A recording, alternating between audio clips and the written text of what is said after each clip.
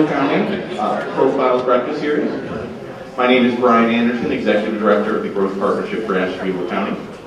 Before we get started, I'd like to thank our other sponsors for this series: Kent State University Ashtabula, Leadership Ashtabula County, and Gazette newspapers. Our topic today is going to be land banks in the state of Ohio and Ashtabula County. From my perspective in economic development, I was excited for this topic. It is another potential tool to help encourage development and address blight.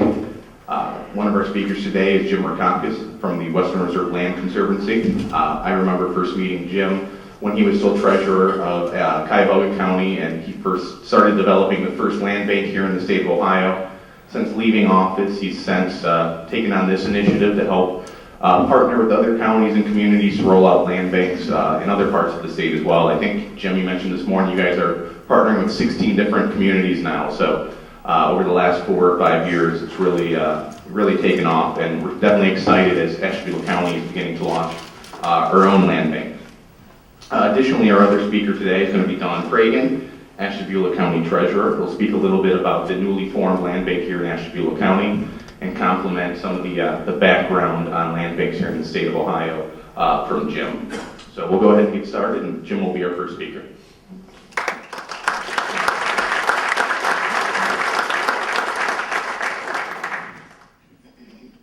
Thanks, Brian. Thanks for having me. Hello to the commissioners who have come to know through my visits here, and I try to start off with something that's humorous, and I'll tell you a story that's humorous only because the joke bombed.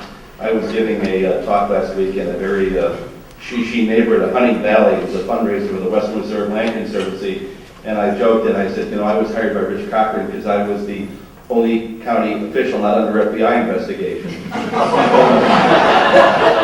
had that, and then you hear the cymbal and the boom, and there was not a single smile in the room. Just kidding, folks. Anyway, quick history. I spent 19 years in the Cleveland City Council from 1978 to 1996. I was elected county treasurer in 1996, and I served there through the end of county government as we know it. As we knew it in 2010. And it was in probably 2008 when we started to form a land bank that Rich Cochran came to me. We formed a land bank in Cuyahoga County. Rich came to me and said, the Western Reserve Land Conservancy is a conservation organization working in the footprint of what is known as the Western Reserve, a 14-county footprint. He said, I love that land bank tool. I wish we had it in other counties. And I would also like to see the urban table. We preserve land and farmlands, and we preserve streams and wild wetlands and other areas. But there's so much going on in these cities that we think impacts the quality of life in the region. I wish there were a way we could bring our skills and our tools to the urban place setting. And it was at that point that I had agreed that when I left county government, I would join them with the purpose of starting land banks in Northeast Ohio, the 14-county footprint. So I joined them in March of 2011. As you said earlier, Brian, we have 16 land banks up and running now around the state. We made a decision. I went to the board. We started in Northeast Ohio, but we had interest in other parts of the state, communities like Toledo and Dayton and Cincinnati and Columbus, and counties like Butler, which is sandwiched between Montgomery County, Dayton, and Hamilton County, Cincinnati, Muskegon County. Went to the board and said, this is a creature of state, and I would sure like some support that went beyond Northeast Ohio. And in doing that, by establishing things around the state, and you'll see a map later, I think we really changed that level of support to statewide, not just Northeast Ohio. Shortly after I took this job on, I was in Youngstown, meeting with the mayor there, pitching a land bank from Youngstown County. In the middle of my talk, he raised his hand, he cut me off, he said, got money for demolition? And I said, well, we could. And he waved me off. He said, I'm fine. I like county land banks. He said, but in Youngstown, he said, you don't have money for demolition. It's like a new car with no gas. It's nice to look at, but it doesn't take me anywhere. And it became clear to me then that we somehow had to find a way not only to set up land banks and set up small pots of money, but look for larger pots of money to deal with this horrific vacancy problem in Ohio. We've done a survey of building departments around the state. Over 100,000 vacant properties, and that's probably a conservative number in Ohio, not just in its urban areas, but its rural areas. And certainly the problem is much worse in urban areas. The NEOSCC, this consortium funded by HUD, which is about to go out of existence, has just estimated the number of properties that are going to go vacant in the state of, just in the region, just in the 14-county region, number of properties will go vacant over the next 25 years. They estimated 175,000, requiring about $1.5 billion. So this problem of obsolete housing being vacated is not going to go away. So a couple of things happened on that front. One was we had been following something called the robo-signing settlement. It was a lawsuit against the 5 largest banks for abuses in how they filed foreclosures. It wasn't, why are you surprised that people who couldn't get mortgages right couldn't do foreclosures right? Well, they could, and they were engaged in something called robo-signing. The lawsuit was brought by 50 state attorney generals. We knew the settlement was imminent. We didn't know how much Ohio would get. We went to Mike DeWine began in November of 2011. And we said, you really have to try to make some money available to take down these distressed properties. They're crime magnets, they're destroying property values, they're making neighborhoods less desirable, less safe. At first, he was, I wouldn't say skeptical, he just wasn't sure he got it, but over time, he began to understand that the real victims of the foreclosure crisis were just the people who took out bad loans, or the American taxpayers who had to be involved in bank bailouts. But the real victims are the people who still live in those neighborhoods next to or surrounded by properties that were dark or were foreclosed because bad loans were made, and now their properties are in deep trouble. So, to his credit, he agreed to give $75 million of the $98 million in discretionary money to demolition. It's a great announcement back in February of 2012, the only attorney general in the country to do that. We required, there was a leveraging requirement made. We were hired to help put the program together. So that $75 million leverage, another $47 million in matching money, which made $122 million available for demolition. Now, he spread it out over the entire state, and you can see Ashtabula County share was $691,000, which was the first $500,000 was a grant, and then there was a requirement of $191,709 for a match. I think that's right, Robin. So that was one pot of money. Okay, that's $120 million on $1 billion problem. Where else can we get additional help to take down these distressed properties? We visited, at the same time we were visiting the Attorney General, we went to the U.S. Treasury Department. With the collapse of Fannie and Freddie, whether you realize or not, folks, we are the mortgage market. Everybody in this room controls the GSE, Fannie and Freddie. 9 out of 10 mortgages in this country are now insured by the federal government. So we are the market. We went to Treasury and said, you really should make money available for demolition. And they probably were puzzled by my request, and I said, let's think about this for a second. I said, if on a block in, I don't care if it's Cleveland or Dayton or Toledo, if you have 2 bad properties on that block, they destroy the confidence in that neighborhood, and they make it more likely that somebody will stop paying a mortgage or walk away. And we didn't have the empirical evidence, it was more anecdotal. So Treasury listened, and our point was, aren't you better off finding $20,000 for us to take down those 2 properties? Cities don't have the money. And then preserving what's left in that neighborhood as opposed to ignoring those and watching another house go empty and then another one, and then it becomes a out-of-control forest fire. I saw an article yesterday, Dan Gilbert, the owner of the Cavaliers, is very, very involved in the city of Detroit. And he's now said that Detroit needs to raise $1.5 billion to knock down 85,000 structures. In the article, it was revealed that in 1989, when they did the first citywide survey of the city of Detroit, there were 15,000 vacant structures. They didn't deal with it. Here we are today with 85,000 vacant structures. For those of you who've been to Detroit, I don't have to tell you, it's your worst nightmare. So our point was, give us some money from Treasury. It's there anyway. You set it aside. And we knew it was there in a pot called the Hardest Hit Fund.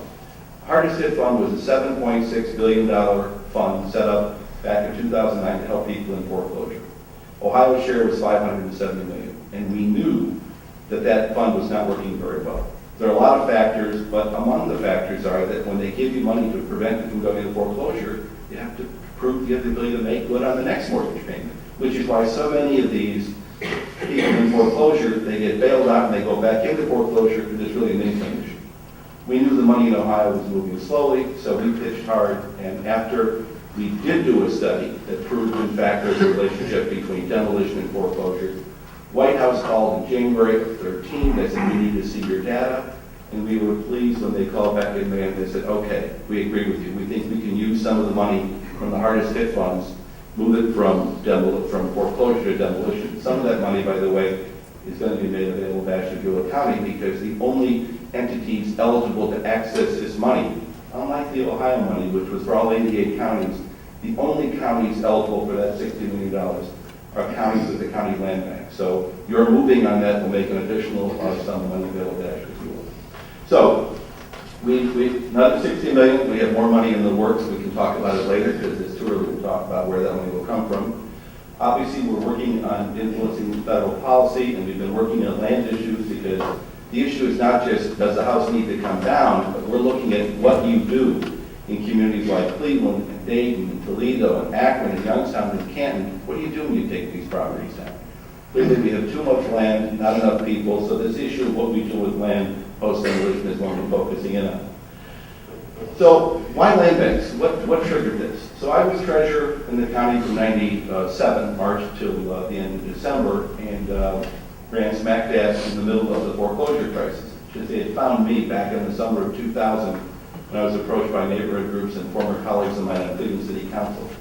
That is the foreclosure, and it was all as a result of the foreclosure crisis. For example, by the way, every county looks like this. You look like a ride at Cedar Point. They're going up, and they're starting to come down. The good news is, and we haven't done the figures for Ashtabula County for 13, but there has been a precipitous decline. I mean, you're down here, Tom. So it's really starting to plunge again. But let me give you these numbers as it relates to the rest of the county. Most people look at 1995 as the base year on foreclosures. In a large county like Cuyahoga County, we average 3,000 to 3,500 bank foreclosures a year. It's a big county. That's when securitization took off. That's when they began to take these loans around the country, package them, sell them to Wall Street, package them as bonds, and move them out to investors, unsuspecting investors, I might say, all over the world. So 95 was our baseline year. When I was visited by members of the Cleveland City Council in 2000, Cuyahoga County was up to 7,000 foreclosures. It led the country in foreclosures in 2000. That's when we went to the Federal Reserve Bank, we went to Congress, and the state legislature looking for help. Obviously, it didn't work. And that ride at Cedar Point kept moving up, just as it did here. Now, your peak number here was 2010. It happened to be, the peak number in Cuyahoga County was 2007, when there were about 14,000 foreclosures filed in Cuyahoga County. Your peak year was, I guess, 2010, right? Nine. I'm sorry, we had 800, which was, as you can see in your case, it was 7, 8 times your worst number. So these abusive practices, these silly practices of giving people money that couldn't afford loans, people have asked, we've done a lot of work on this, and people from all over the world have come to Northeast Ohio to try to figure out how we got this so wrong. And there are plenty of people to blame. The problem is there are so many people to blame. My feeling is that everybody's to blame, really nobody's to blame. This involved everybody at every level. But just remember, in 2006, 3 out of 4 loans in this country had no down payment. In 2006, 70% of the loans in this country were stated income loans, which means you didn't have to verify your income. So you can't be surprised that when you allow these kinds of these procedures that the kind of abuses occur that they did. So anyway, we decided in Cleveland and Cuyahoga County we had to find a way to deal with the oversupply, the overhang housing. As these houses started to go dark in Cuyahoga County, the numbers in Cleveland are staggering. In 2000, it was a city of 487,000 people. Today, Cleveland is somewhere around 370,000 people. The only city that lost more population percentage-wise than Cleveland was Detroit. So we began to scour the country for ways to deal with all this excess property. It wasn't so much that the property went dark, was foreclosed and went dark. Then there began a new pattern of flipping. Properties were being purchased in blocks of 200 and 500 by investors from all over the country, and the next round of abuses occurred. We began to look for ways to deal with it, and we came upon a system that had been set up in Michigan, in Genesee County, which is Flint, Michigan. For those of you who don't know, Flint is a pretty depressed county. County treasurer up there named Dan Kildee, Genesee County, came up with this idea of creating a county bank. So what is it, right? It's a private nonprofit corporation. It is not a county agency. How do we know it's not a county agency? because the people who work for it are not eligible for public employment retirement system. There they are. There's the final arbiters. If PERS says you're not a public agency, then you're not public, for those of you who are government employees.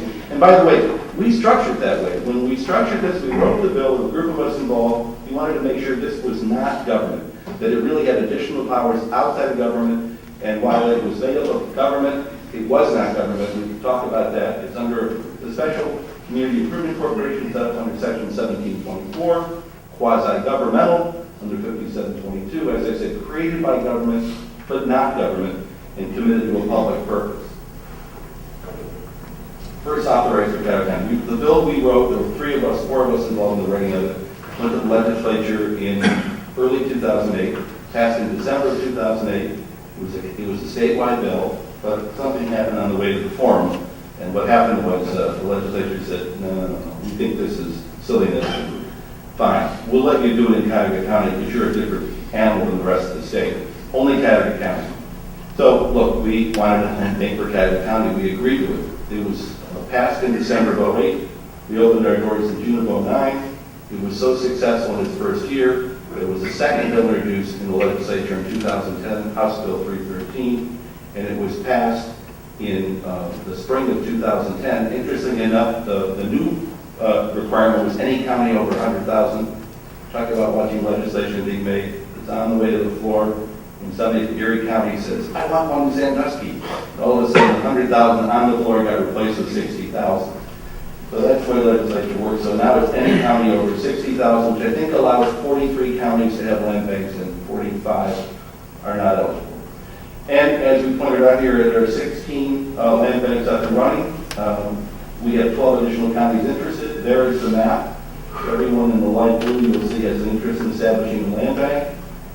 Everyone in dark red, including now Ashtabula, thanks to the effort of your leaders here, has a land bank in place to varying degrees of success. Now, I'll brag a little bit about the county land bank, Cuyahoga County. They just announced their 2,000th demolition last week in a press release, but more importantly, not just about tearing down. They've been involved in the rehabilitation of 700 houses in Cuyahoga County in just about 3 years. So they're just as proud of the fact that they rehabbed houses, rehabilitated, and not just tore them down.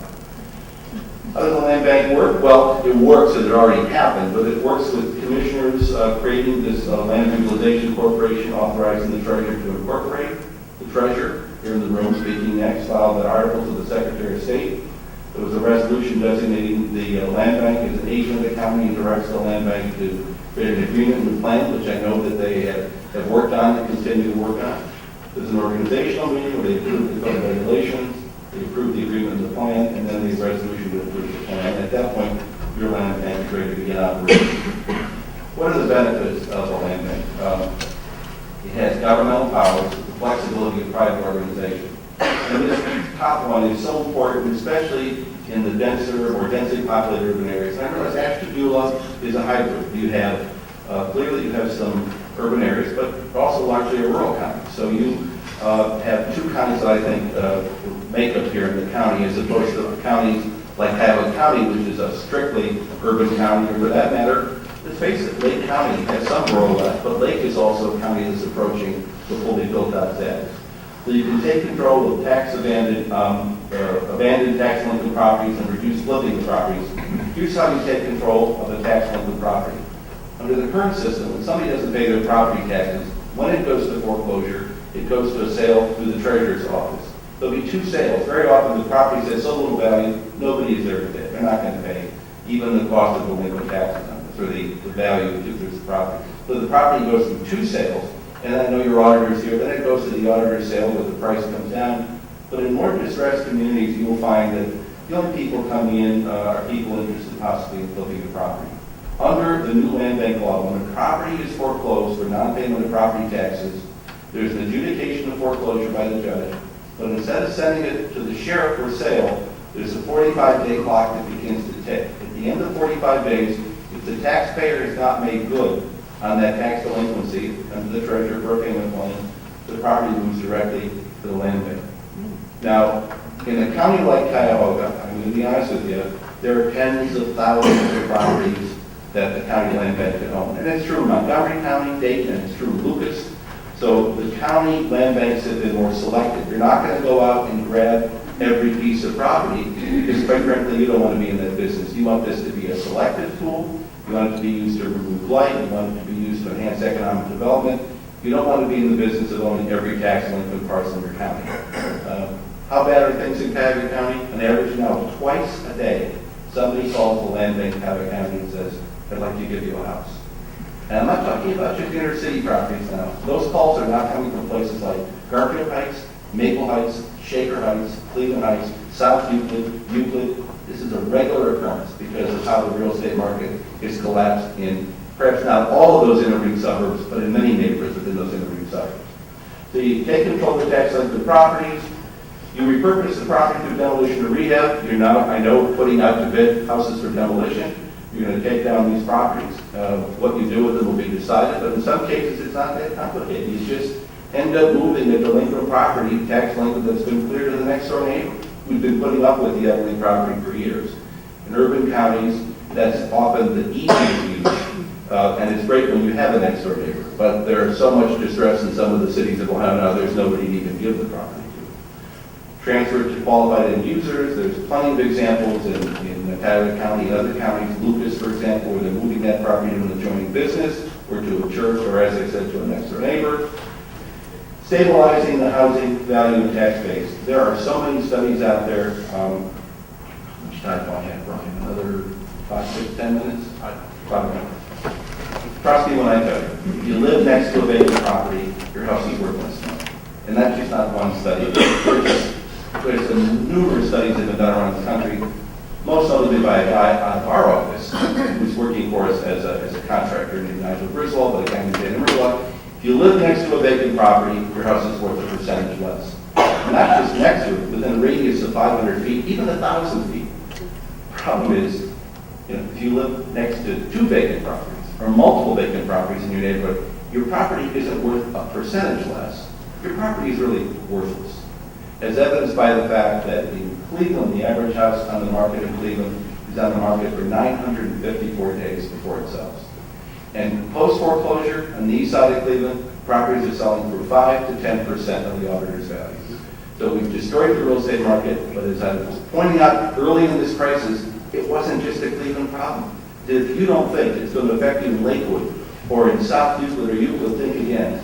Because if that person in Cleveland can't sell their house to move to that next suburb, whether it was a Euclid or Lakewood, then that person in Lakewood can't sell their house. They can't move out to where they want to move. So we know it stabilizes property values. When you do demolition, it stabilizes property values and certainly improves the quality of life.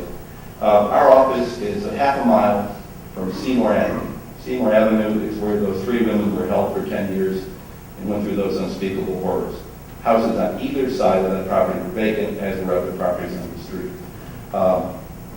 Murders of 3 women in East Cleveland involved the vacant property in East Cleveland. We keep a file in the office.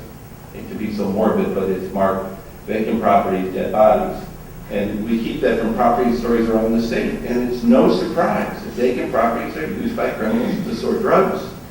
They're used to store guns. A juvenile court judge in Cleveland told me that 40% of the kids that he sees in juvenile court were involved in the crime of the commission of a gun will tell him they found it in a vacant property, whether they did or didn't. And as we're learning, more and more they're being used to store bodies. So we improve the quality of life by taking those out. Your land bank board by law can have 5, 7, or 9 members. I know that you opted for 7 members here. The treasurer, you have 2 commissioners, the 3 commissioners, all 3 commissioners are on, and they can be opt for the 7-member board. And I know Don will talk about who's on the board and introduce people on the board today. Any township over 10,000, others chosen by agreement. And it's important, I think if you get to the 7, you have to have somebody with real estate experience on the board as well. How do you fund it? There are a variety of ways to fund it. One is you can allocate a percentage of the delinquent tax collections that come into a county. So when a property goes delinquent, real simple math, there's a 10% penalty. Half of that penalty goes to cover the cost of the foreclosures, goes to the prosecutor and the treasurer's office, an equal split. The other half is split among the taxing subdivisions, the other 5%. You can allocate all the additional 5% to the land bank, which has been done by the 16 counties, I believe, 12 or 13. So that's one way you can help to fund the operations. You're eligible for grants. Moving Ohio Forward monies. It's an example of the money you'll see. Send those to the hardest hit funds. You're allowed to borrow. If you have a revenue stream, you're allowed to borrow. You can even issue bonds, so that I know that I have in this county. And property sales. You will have properties donated to your land bank that for a variety of reasons, people will say, look, I can't sell it, I just as soon give it to you. And they'll do that. You will find over time, you will have properties donated. You will sell those properties and put them to work for your land bank and hopefully economic development. You'll acquire properties through tax foreclosure. As I talked about, the new system, government-sponsored entities, Fannie, Freddie, HUD will give you property. I don't know if you want, but I imagine in Ashtabula, Conneaut, and some other areas, they will start to offer you properties that are low value. In our county, it's $35,000 or less. They simply give you the property. Fannie and Freddie will give you a check for demolition. HUD does not. Another story. You will get properties from banks. Banks are slowly divesting themselves of properties that don't have the value. They want these properties off their books. Chase, Wells Fargo, Bank of America, there are properties being given to land banks all over the state with a check for demolition, I might add. The little foreclosure, we foreclose on that property where somebody steps forward and says, here it is, don't go through the trouble, or as I said, your gift or donation. What are you going to use it for? Side lots to adjoining neighbors, perhaps for local businesses for expansion, to nonprofit agencies, houses for rehab by local residents. If you look at what they've done in Cuyahoga County, you've got veterans groups that have been taking properties, rehabbing them. They just did 7 houses. Habitat for Humanity did 7 houses on one block, Colfax Avenue, where they took them all in, they're rehabbing them, and they're not building new anymore in the city, they're rehabbing old. You will have veterans groups, you'll have charities that want to rehab a house, perhaps that's part of the property they do. And also consolidated properties and economic development. A lot of properties you take, you don't have any immediate use for, but they're an area that's strategically important. So you'll hold that property for the time in the future that you can use it. So there's the multi-headed hydra, and I'll wrap up my talk. This is where properties come in to a land bank, and there's how you triage it. So they'll come from banks, deeds in lieu, HUD, the GSEs, and tax foreclosures. And then here are the possibilities. On the far left, you'll be able to hold a property. You might have a historic property, you don't have the money in place yet, or a rehab, but somebody might want to do it in such a beautiful historic home, you just love to stay a little longer. Resale to qualified rehabbers, you're going to find you have properties. What they do in Cuyahoga County is they'll give it to a rehabber. They don't give them the deed, though, until the certificate of occupancy has been obtained. So that's one way of weeding out people or potential flippers. If you have a vacant property, something like to rehab, say, fine, if you show that you have some capital, show that you have some ability, you don't get the deed until you have the certificate of occupancy. And then side yard, infill housing, green spaces, holding for strategic assembly and economic development. And the last one, which is a big part of the urban areas, is demolition. I know you have some of that here. So I think I'm done. I know that you're going to hear from your county treasurer. Will we have time for questions? So there's a couple more slides, but I'm going to pass on this. And I'm going to turn this over now. So thanks very much.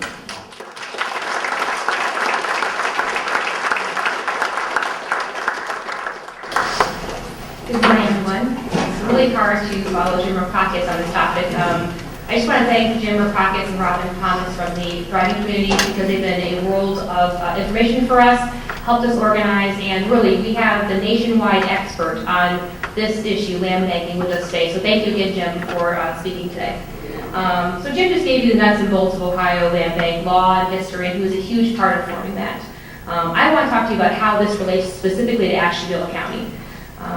It's certainly not a silver bullet. It's not a magic. It doesn't take care of all the blood at the county, but it's a first step for us towards that. I started researching this back in 2010 when counties of our size were permitted to form land banks. And Melissa Harvey, a deputy treasurer from my office, and I began going to the Thriving Committee's discussions and seminars, and we went to several of those. I discussed with other county treasurers. I've asked many people in law and people in real estate experience what we can do, and is this a good way to do it, and also how can we fund it. So it did take a while to decide that Ashtabula County is ripe for this particular formation.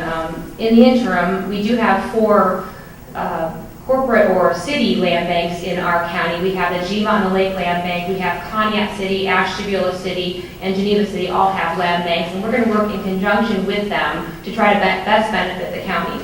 But there are also townships involved in our county. We're the largest county in Ohio. We have a lot of townships and areas that aren't covered by the cities. So I've also worked with the County Township Association and President Deb Friedstrom on involving those areas and how we can best help them. So I'll first tell you who forms our board of directors for the County Township, Ashtabula County Township Land Reutilization Corporation. First of all, Joe Morosky, who I don't think is here, and Dan Claypool and myself formed the initial land bank board, and we immediately added Jim Timnier from the city of Ashtabula, who's with us today, and Peggy Carlo, county commissioner, to form our initial 5. And then the 5 of us agreed to add the next 2 members because we thought it was very important that we had the real estate expert on the board and also a member of the Township Association. So Janice Dorson, who just had to leave, she's the president of the Board of Realtors. She's going to be our real estate expert and helping us with acquisitions. And then we also have Debbie Friedstrom, president of the Ashtabula County Township Association, who agreed to be a board member. So now we're a happy, educated board of 7, and we hope to progress this matter. Melissa Harvey and I, again, have been working a lot on this issue for the last couple of years, and we've been taking note of the people that want to donate their property to us, or people that want the property next door that's been vacant for a long time. So we do have a lot of end-use interest already in properties, so we'll be able to work with those. We've also given lists from the Ashtabula City and Geneva on properties that have end use. That's definitely something that the land bank can do. But what else can we do? The funding that Mr. Rapakis mentioned is for residential properties, and that's the largest portion of our blight, but we do have commercial blight as well. I'm very interested in trying to take care of our commercial blight. We have to pursue grants in a different manner, and we also have to become funded. That increase in the DTAC is something that we'll talk about. Today is actually the day we're going to have our work session with our land bank board directors, and we'll talk about how we want to proceed and what we're going to do first and how we're going to fund this. It's a huge portion because, as Mr. Rapakis said, without the gas, the vehicle doesn't go very far. If we don't have money, we're not going to do too much. Important aspect of the land bank is there's a lot of community involvement. What I mean by that is other land banks use community entities, they donate properties and they receive properties in that manner. They also use people that are on the work programs to help mow the grass and take care of the properties that we acquire. They also use local realtors to help,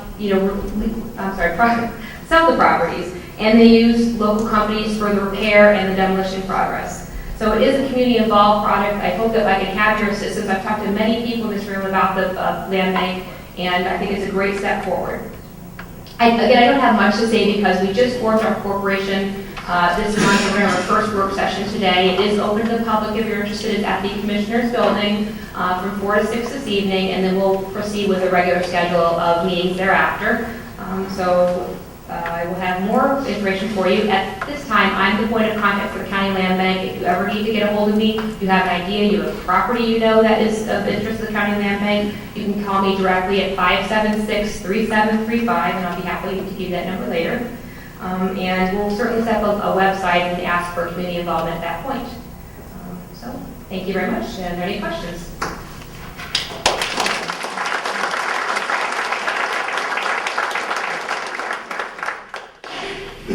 Yeah, I have a question for Jim.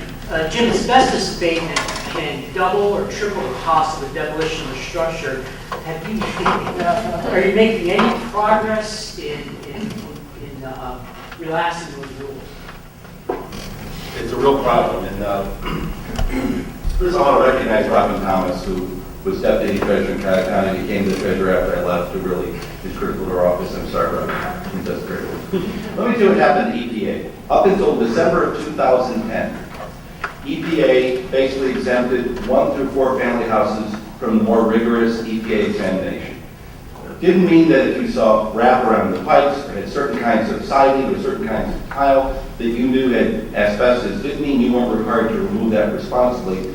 But it meant you weren't held to the 90-day delay, and it meant you weren't held to the exhaustive testing that occurred for something more than a 1 through 4 family. So if you're taking on a building, they got to go in, they're drilling, they're looking for asbestos fibers anywhere they can find them. Up until that time, I thought the regulations were fair. Out of Region 5, Chicago, inexplicably, somebody said, they switched down the light in December 2010 and said, okay, You're now subject to the same exhaustive requirements as if you're taking down an 800 square foot old farmhouse that's collecting. Got to go through the same regs for that as you would if you're taking down an old nursing home. And you're right, it has driven the cost of the growth. We have argued at the federal level. We continue to have those fights. We have won at the state level. The good news is the state of Ohio, there are two sets of EPA regulators, right? There's the state and there are the feds. Unfortunately, the Fed is the 800-pound gorilla in the room. But we have got the state to relax its requirements in contradiction, by the way, to the feds. So when the day comes, we're able to convince the feds they're over-regulating. We don't have to go back through a lengthy process at the state level. So the states already agreed with us. The problem is at the federal level. We've been to our senators. Some have been supportive. One has not. We've been to congressional people. We continue to fight it because you're right. It's driving up. We need money for demolition. And if we're giving up an additional 25, 30%, it limits the number of houses we can remove. So we're going to be circulating a letter throughout our land bank partners, the cities within the land bank network, because we're going to keep going after the folks in Washington. We're trying to set up a meeting with the new EPA administrator. You've got to back off because you're really impacting our ability to remove. So which is worse? So you're going to say, well, there's danger potential from asbestos fibers. And I understand that. But there's some debate over how much exposure there is if you're taking down a house correctly. But I can guarantee you there's danger when there are vacant properties on either side of you, and you're in your city. I mean, I know that danger. We can show you that. So we're trying to get EPA to see the light and back off and go to the pre-December 2010 interpretation. Jim, I have a question. This initiative was kind of started to address the housing issue and the problems associated with that. Is there any use permitted or has it been done in terms of a land bank or commercial or industrial property? Well, we mean have land banks move properties to commercial and industrial users? Or commercial or industrial properties going to a land bank? We have that permission now, it's just there's no funding source like there is directly for the residents. Okay. That was my comment. It's permitted, there's more. It's permitted. on the housing side. But I know, for example, in Lucas County, and I know in Cuyahoga County, I know in Hamilton, they have foreclosed on commercial industrial properties where they had an end user in place. So if somebody said, I'd like to take that 20,000 foot warehouse, I'll pay for the cost of demolition. The part of the problem with those properties is they have to pay taxes for 7, 10, 12 years. There's just all kinds of liens, there's all kinds of distress. One of the best things about the land bank is that when a property is foreclosed through the land bank statute, it comes out at the other end without a single imperfection on the title. Every obligation is removed. You'll find that, for example, on property that have much value, there's missing heirs. They've gone to probate court and they can't find a sister or brother or cousin. It reminds me when I was in law school, I was in a probate law class, and the professor said, Rule 1 in probate law is where there's money, there's relatives. And I tell you that because where there is no money, we can't seem to find the relatives. So the nice thing about this statute is that when you foreclose under it, you wipe out the property taxes, you wipe out mechanics liens, you wipe out any issue of probate court, so it comes out the other end pristine and pure. And if you're a developer, there's nothing more important than a clean title. Hi, Dawn. I was wondering if you have a plan of how you're going to reach out to the townships to get them involved with the program, to educate them on how important it is to... I've actually presented a couple times before the Township Association, and again, Deb Freestrom, the president of the Township Association, will help me grab hold of the townships and their information. We've asked them for assistance when we had Moving Ohio forward funds to distribute, and that wasn't through a land bank, that was done through our community services director. And there was some involvement, but not much. There's some sort of steps they don't want to take to procure the property, so we want to work with them. And once we get the board formalized tonight, and we have our discussions between our townships, our cities, and our real estate expert, I think we'll be able to find a good message to pass on to the townships. If you want involvement, if you want to rid this flood, you have to work with us and give us information. So. Is the county land bank a charitable organization, so that it's eligible for grants from other than government units, from private foundations, charitable? It is by statute a nonprofit. Well, okay, that. But here, I'll try to do it. We don't have a private letter ruling, but we have an informal ruling from a major law firm in Cleveland, as far as Anderson Dempsey, that says that if a property is donated to a land bank, it is eligible for charitable deduction. What we're working on now is we're going to go to the land bank, we're discussing this at our meeting, in October. We're having a big statewide conference in Columbus. We're going to raise the money to get not just an informal ruling, but we want a private letter ruling from the IRS that makes it law. So in other words, if your question had to do with if somebody donates it, can they take a deduction? That's part one to it. Part two is, can the organization solicit grant funds from foundations? And in order to be eligible to solicit grant funds, they need to be a C3 charity, which means if the Private Communities Initiative were to get a blanket ruling across all land banks in Ohio, that might be one way that you could get from the service whenever we get back to business, to get a blanket ruling that declares that all the land banks organized under that chapter of the revised code are charitable organizations for grant-seeking purposes. Well, Well, I know a land bank can apply for 501c3 status. Currently, it's exempt under another section of the IRS code, and I believe Cuyahoga County Land Bank has, applied for grants. I can get some more information on that if you give me your card. It would open up more funding for demolition is the purpose. well, we're working, quickly, we're working, meeting yesterday, we're meeting with the governor's office. We really need to create a new stream of revenue that does allow us to branch out into the industrial and commercial properties. Because those are some of the most lighting influences, and they also present the various opportunities. They tend to be in larger pieces of property. Mr. Farmer. Don, when do you see are the occasions when the county land bank would be more logical to use than the city land bank? And what are the differences really between the two and how they're going to be implemented? There's not many differences other than. Well, the city land bank does not have the authority to foreclose, right? It is a passive organization. It has no resources financially, and it cannot go and foreclose on the property the way a county land bank can. So city land banks are typically, they're what we call passive vehicles. So there's a city land bank in Cleveland that's got 35,000 parcels of land, right? But all those parcels are vacant. There's nothing on them. They wouldn't take a structure on it, for example. They only were taking properties they became vacant and they were cleared. So they're passive. They don't have the ability to foreclose. They don't have a revenue stream. And they, for example, they can't wipe out the liens of the obligations on the tax delinquent parcels. So you need the two really work hand in hand. In the city of Cleveland, the city of Cleveland said, every parcel you get, county land bank, we want. And the memorandum of understanding, the county was fine, we'll give it to you. About a year in, the city called the county and said, on second thought, why don't you hold? Because they had too much So it's problem. practical that the county may take over some parcels and then they may end up over to the city? That's what happens. That's what happens in Cleveland. They're just initially they were transferring everything over to the city land bank. So you're not in competition. And I think the memorandum of understanding that you're going to draft between your land bank and your cities will basically be your call. And if you want it, I think you're not going to object. And in that scenario, when it goes from the county Engineers on your back to the city, that still clears the title, correct? Once the title has been cleared and the city land bank says we like it, they get it with a clean title.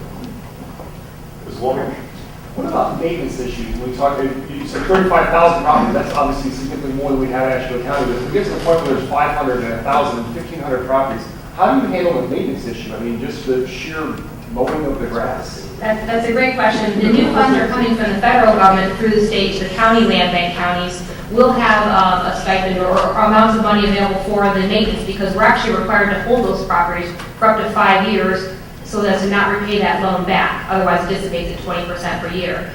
At this time, we have to have we need the gas to fund the vehicle. We need the money to operate that, and the cities are taking the largest brunt of that obligation at this point. Lucas County is an example. Lucas County will not take a property unless they have an end user in place. They don't want to be in the land holding business. But they have moved hundreds and hundreds of parcels through the land bank to end users. The Cuyahoga County Land Bank was more aggressive. They're holding up. They're realizing this maintenance issue. They have a revenue stream. This DTAC funding I talked about $7 million a year in Cuyahoga County. You're talking about a big county with a lot of property. So ideally what you want to do early on, in my opinion, I can't say if I do this, Madam Treasurer, but I think you want to be cautious and only take properties early on where you know you have an end use. Going out and grabbing everything you can because you can is probably not smart public policy. Sure you know that. And as long as the property is in the land bank, it's not on the real estate tax rolls any longer. So repurposing it as quickly as possible gets it back into not only productive use, but also being able to collect revenue. Correct, which is one of the things I'm not such a big fan of owning property for 5 years as an obligation for these federal funds, but that is correct. But, people say, well, they're not paying taxes, and my response is, they're not paying amenities. Right, so there's really nice for a reason. So basically, from the city standpoint, I can have you hold that property until I find a use for it? We're going to, again, organize and have a work session tonight to determine how we're going to relate with our other entities. There's not an obligation for cities. You can, of course, declare that you desire properties right now with the county prosecutor, and we can go forward with you as the recipient, but... Well, you could have an MOU that says that if the city is asking you to hold it, the city takes some responsibility to maintain it. I think part of the problem you run into is you're early, so you've got some time to think about this. You have to be careful that if you get into too many properties that put an obligation on your land bank that they can't fulfill. The mayor of Flint, Michigan used to scream at the county treasurer up there, Dan Kildee, who, by the way, is now Congressman Dan Kildee, who's elected in the 5th House District up there, and he called the head of the land bank the largest slum landlord in the state of Michigan.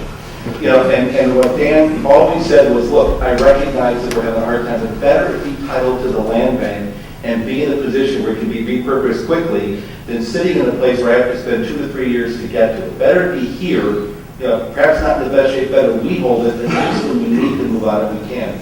This is a nice county. I mean, you're situated very nicely, you're close to big cities, you've got rural, you've got urban, you're on the lake.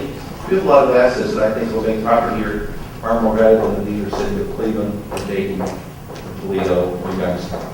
But our height of the foreclosure was in 2009. Those properties are still sitting there, most of them vacant because the owners took off when they heard there was a foreclosure action. So even though our foreclosures are declining, this is the lowest year we've had in almost a decade, it's still a huge problem to adjudicate from 2009 on. If a property is not taken in by the land bank and is in foreclosure or whatever, or abandoned, what happens to it? It just continues in that process? Foreclosures, well, best course of action is a sale at a sheriff's sale. If it doesn't, then it goes to the auditor's sale. Not a silver bullet, folks. Not a magic bullet. There will still be properties that your land bank does not want. They were sitting there unwanted, not looking so good now, and they may continue to sit there unwanted, not looking so good. So the hope of the land bank over time, especially in counties like this one, where you haven't got the level of decay that we have in larger cities in the state, I have more optimism for properties in this county being repurposed quickly than I do in the city of Cleveland. We just did a study, and I'll shout out Brian, we did a study at the request of the feds, never to get that federal money, and we showed 4 different kinds of neighborhoods. In 2 kinds of neighborhoods, basically inner ring suburbs and better neighborhoods within the city, we showed that demolition really matters. It adds value, it strengthens the neighborhood. The bad news is there are some neighborhoods, 2 categories of neighborhoods in the city and the county, East Cleveland being one of them, where demolition doesn't matter. That the neighborhoods are so far gone that nothing you do is going to make a difference. And in those neighborhoods, my pitch is take it all down, start over. You don't have any of those in Ashtabula County. You really don't have way before you. I want to thank